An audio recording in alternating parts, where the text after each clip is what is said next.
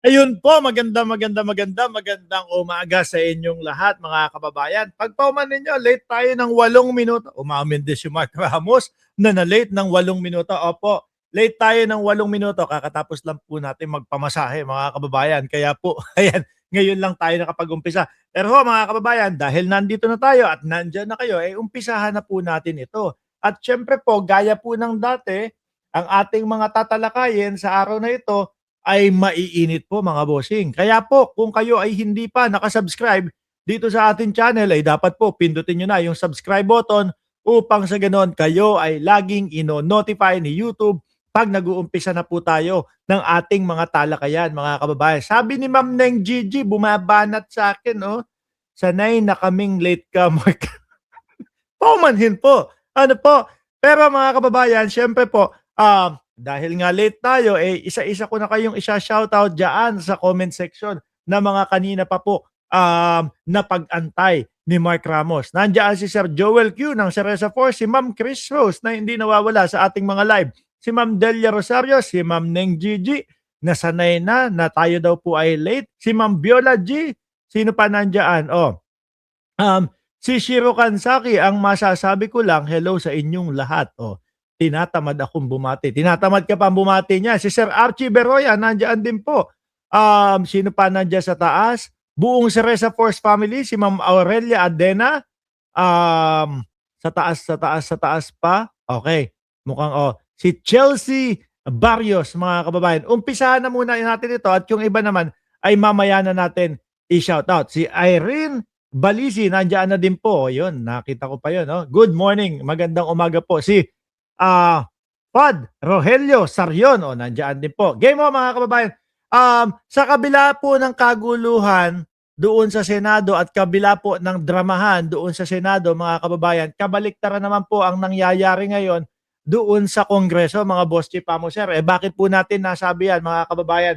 Kasi po sa Kongreso, nagkakaisa. At eto nga po, 5 House Bill, mga kababayan, ang kanilang isinusulong o isinulong. Ano po? Sabi dito, kasabay ng eksena kagabi sa Senado, nagsunog ng kilay. Alam niyo naman po kung ano yung ibig sabihin ng nagsunog ng kilay. Para maintindihan po ng iba, ipapaliwanag ko kung ano yung nagsunog ng kilay. Kumuha po sila ng lighter tapos ginanon po sa kilay. Hindi. Ibig sabihin, nagpuyat, no?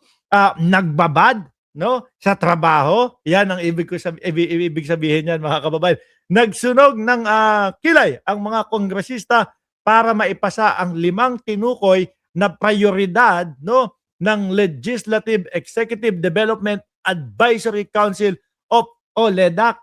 Kabaliktaran at kabaliktaran ho ito, mga kababayan, doon po sa nangyayari sa Senado. Kaya po yung porsyento ng pagbagsak ng tiwala ng tao sa Senado bulusok talaga ng 27% ho, mga kababayan. Samantalang ito naman po, yung mga congressman tuloy-tuloy lang po sa pagtatrabaho, mga bossing, pagkatapos nilang isulong o pagkatapos nilang ipasa yung article of impeachment, ayan, trabaho na ulit. Ano po? Sabi dito, binigyan diin ni House Speaker Faustino Bojidi III ang Majority Leader Ferdinand Alexander Sandro Marcos, di ba? Anak ng presidente, na importante maproteksyonan ang kalayaan na makapagpahayag mula sa kasinungalingan at fake news. Nako, yari kayo. Alam niyo na ho, mga kababayan, mga boss chief mo, sir, kung sino yung mga samahan, grupo na madalas po puro fake news ang ipinapalabas, puro walang katotohanan at puro gawa-gawa lang po at paninira sa kapwa-tao yung mga ipinapakita, lalong-lalo na po mga vloggers. 'Di ba? Lalong-lalo na mga vloggers. Ano daw po itong mga ito, mga bossing? Kabilang sa mga lumusot sa ikalawang pagbasa ang mga sumusunod. House Bill number 9257, strengthening the Bases Convention and Development Authority. Number 2, Rights to Information Act of 2026.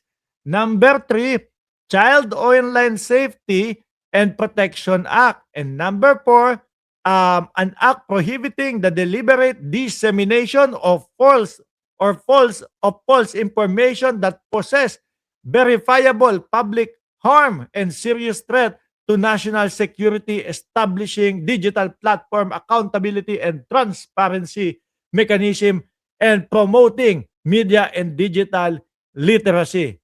Panglima, converting the national feeding program into a national nutrition program. Yung panglima ang pinaka nagustuhan ko. Ano po? Yung kumbaga hindi ka lang basta magpapakain ng itlog, magpapakain ng tawag dito, magpapakain ng lugaw tapos kalahati yung itlog, wala ka nang pakialam. At least busog sila, yun lang. At least puno yung sikmura, yun lang. Hindi. Ito is i-convert yung para hindi lang dahil mabusog sila o para mabusog lang sila, para may talagang nutrisyon na mapupunta doon sa katawan nung pinapakain. Yung kasama po yung malasakit.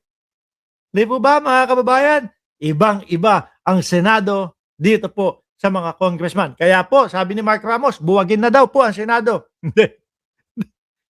Yun lang ho yung naririnig natin sa mga kapwa natin Pilipino na nanggigigil na po sa Senado dahil nga simula nung si Alan Peter Cayetano ang naging Senate President ay nagkandaletse-letse na ho mga kababayan. Di ba? Wala na. No, nawalan ng tiwala, tuluyang nawalan ng tiwala ang mamamayang Pilipino doon sa Senado. Marlene Castro, S8K, shout out po sa inyo, no? At Tae Yung Kim. Ngayon no, mga kababayan, alisin ko na ito.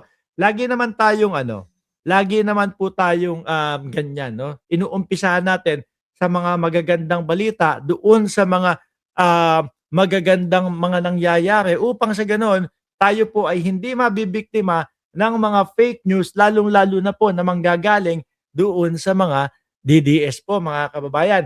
Ngayon, okay, move on na tayo. Nako, eto na. Senado na po, mga kababayan. Pero eto, nakita ko ho ito, mga boss chief mo, sir. Ano po, nasan ba yan? Ito. Aplas ka sa media. Kung matatandaan nyo po mga kababayan, siguro may isang linggo na o ilang araw na din ho nakalipas na itong si Aplaska sinuspindi po ng 6 na buwan mga boss chief mo sir. No?